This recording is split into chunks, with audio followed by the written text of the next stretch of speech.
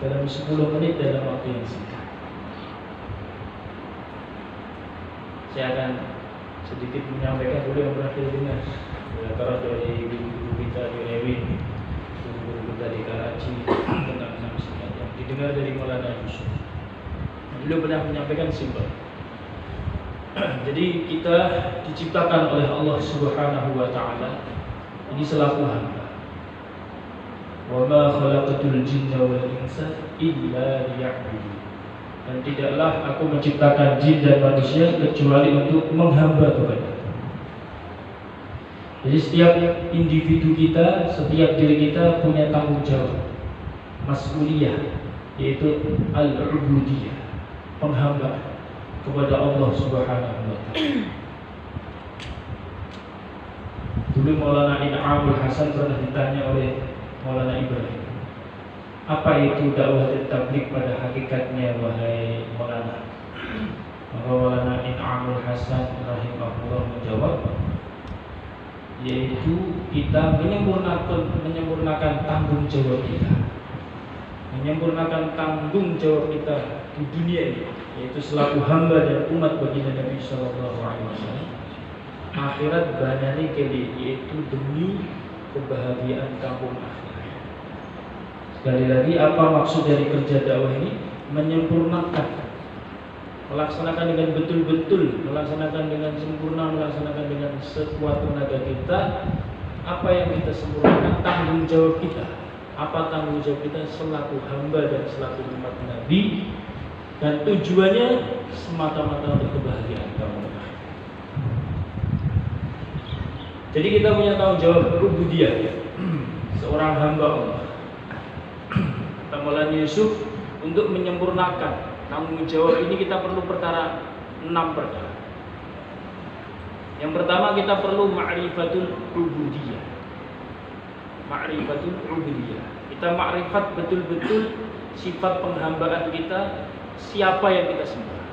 Kita harus tahu betul siapa yang kita sembah. Kita kenal betul siapa zat yang kita sembah. Kita kenal betul sifat-sifat zat yang kita sembah. Keagungan zat yang kita sembah ialah Allah yang maha sempurna, zat yang memiliki segala sifat kesempurnaan, maha suci dari segala sifat kekurangan, yang maha kuasa mutlak atas segala sesuatu, yang maha suci dari segala sifat celah dan hina, tidak mengantuk, tidak pula tidur, yang memiliki sifat-sifat yang mulia, baik yang ada di Asmaul Husna atau sifat-sifat yang tidak diterangkan, atau sifat-sifat yang hanya Allah yang tahu saja. Kita mengenal betul-betul siapa ma'bud kita, karena kita sebagai hamba kita harus mengenal siapa yang kita sembah. Ma'rifatul ubudiyah. Ma'rifatul ubudiyah kata Maulana Yusuf yaitu dengan la ilaha illallah Muhammadur Rasulullah.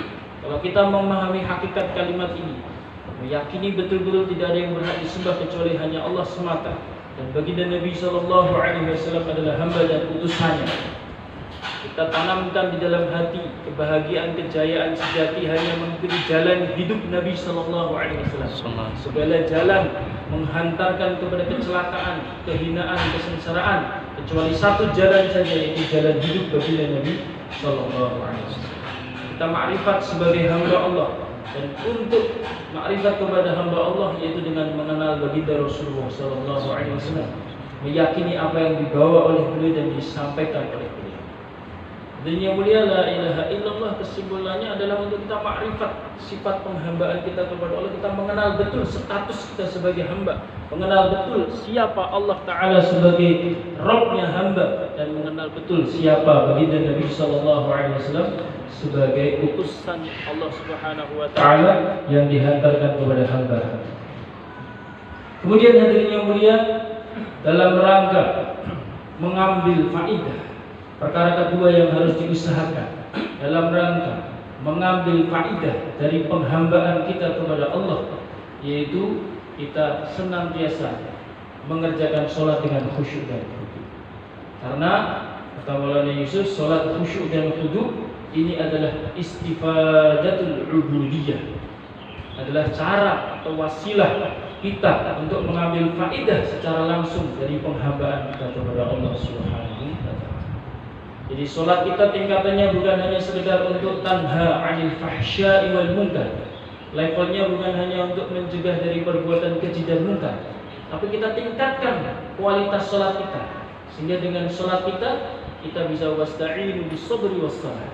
Sholat kita jadikan wasilah untuk menarik pertolongan Allah secara langsung, untuk mengambil faidah langsung dari Allah Subhanahu wa taala dengan sholat kita, sehingga betul-betul sholat kita menjadi istifadah, yaitu wasilah untuk mengambil faidah langsung dari sifat penghambaan kita kepada Allah. Kemudian Maulana Yusuf menyampaikan ilmu ini tujuannya adalah tahqiqul ubudiyah, agar kita betul-betul benar-benar mentahqiq, benar-benar meneliti betul-betul kebenaran penghambaan kita kepada Allah Subhanahu wa taala. Apakah ubudiyah kita, penghambaan kita kepada Allah ini caranya sudah benar? Apakah cara menyembah kita, mengabdi kita kepada Allah ini sudah benar? Apakah caranya kita mengikuti baginda Rasulullah sallallahu alaihi wasallam ini sudah benar? Maka hal ini perlu kepada ilmu untuk tahqiqul ubudiyah. Betul-betul ubudiyah kita ini supaya murni, bersih, betul, lurus kepada Allah Subhanahu wa taala. Benar dan diterima oleh Allah taala sesuai dengan cara baginda Rasulullah sallallahu alaihi wasallam. Kita belajar cara menghamba kepada Allah, cara salat, zakat, puasa, haji, amal-amal agama, muamalah, muasyarah, akhlak, kita belajar supaya betul, benar sesuai dengan yang dikehendaki oleh Allah Subhanahu wa taala. Kemudian disertai dengan kita senantiasa mengingat Allah Subhanahu wa taala.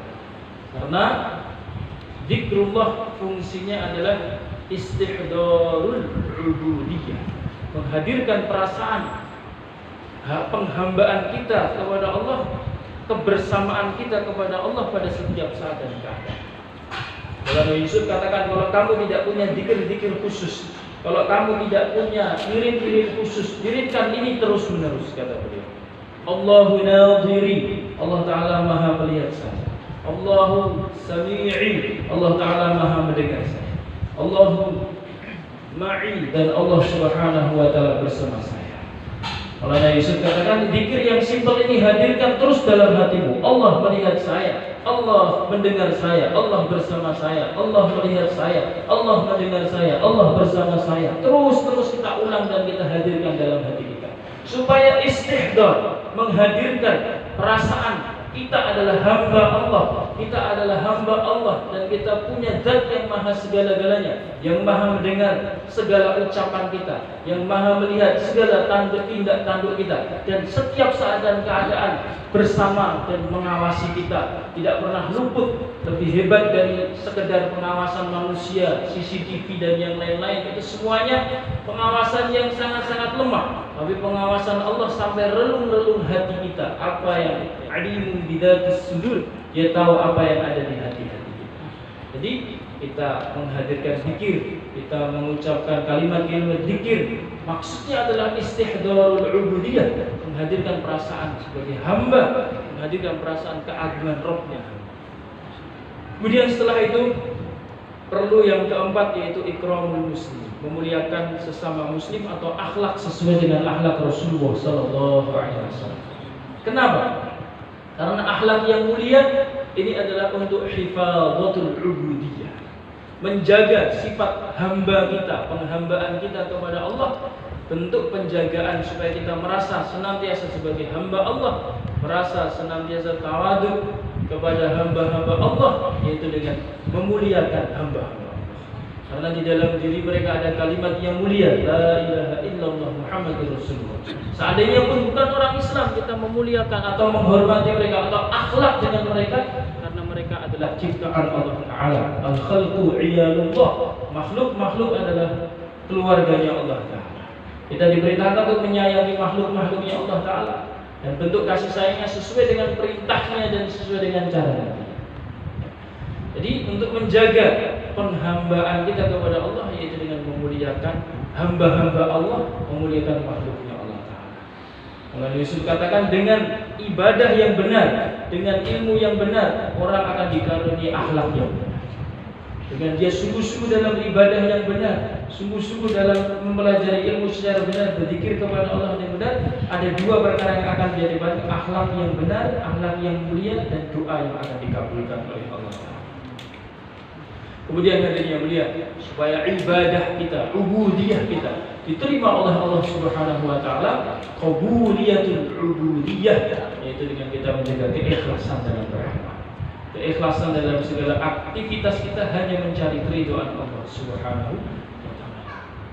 Dan perkara yang keenam yang penting untuk menyebarkan sifat ubudiyah supaya tidak hanya ada pada diri kita, tapi ada pada diri setiap manusia, sehingga setiap manusia menjadi orang yang sukses, hamba Allah yang selamat dunia dan akhirat. Maka perlu dakwah dan tabligh, karena dakwah dan tabligh ini adalah isya'atul ubudiyah, menyebarkan penghambaan kepada Allah. Dengan kita bergerak, kaki kita bergerak, tubuh kita bergerak, lisan kita berdakwah, menyeru kepada Allah Ta'ala, akan semakin banyak hamba-hamba Allah yang mengenal Allah, sehingga nanti dia menjalankan perintah Allah, yang mengamalkan agamanya Allah Subhanahu wa Ta'ala, tersebar ubudiyah, dan orang-orang akan selamat dunia akhirat, dan dia akan menjadi hamba Allah yang benar, orang yang menyeru juga kepada hamba Allah yang lain supaya mengamalkan agama. Hadirin yang mulia, 6 perkara ini hendaknya jadi PR dan senantiasa kita mudzakarahkan bagi kita. Kita lagi dan lagi mengingatkan perkara ini, mengusahakan perkara ini, dan kita praktek. Tidak hanya teori saja, tapi kita praktek di jalan Allah Subhanahu wa taala, seperti anjuran Romo Kiai kita, minimal ulama-ulama yang punya pesantrennya 40 hari setiap tahun. Kalau bisa 4 bulan setiap tahun, alhamdulillah. Tapi minimal sekali jangan sampai kita tinggalkan nisab tahunan kita 40 hari tiap tahun. Maulana Abdurrahman Rayamin pernah menasihatkan, sesibuk apapun kalian mengajar, jangan sampai tinggalkan dakwah. Sesibuk apapun kalian dakwah, jangan sampai kalian tinggalkan mengajar. Romo Kiai Mukhlasin menasihatkan santriku harus minimal di makomi itu mengajar, jangan sampai tinggalkan mengajar. Dan Romo Kiai kita Mukhlisun Al-Maghfurlah menasihatkan santriku bagaimana juga jangan sampai meninggalkan usaha dakwah untuk ma'rifatul ubudiyah, untuk istifadatul ubudiyah, tahqiqul ubudiyah, istihdarul ubudiyah, hifadatul ubudiyah, qabuliyatul ubudiyah, isya'atul ubudiyah. Kita praktek keluar di jalan Allah, selain maqami amal, kita keluar di jalan Allah dengan istiqomah. Pentingnya berkata insyaallah semua bersedia mengamalkan dan menyampaikan insyaallah. Yang bisa kita sampaikan. Benarnya datangnya semata-mata dari Allah, kesalahan mohon maaf dari kami pribadi. Mohon diikhlaskan. Billahi taufiq wal hidayah. Wassalamualaikum warahmatullahi wabarakatuh. Waalaikumsalam. Insyaallah kita akan dengarkan tawajudan dari kita, dari kiai kita insyaallah akan menyampaikan insyaallah.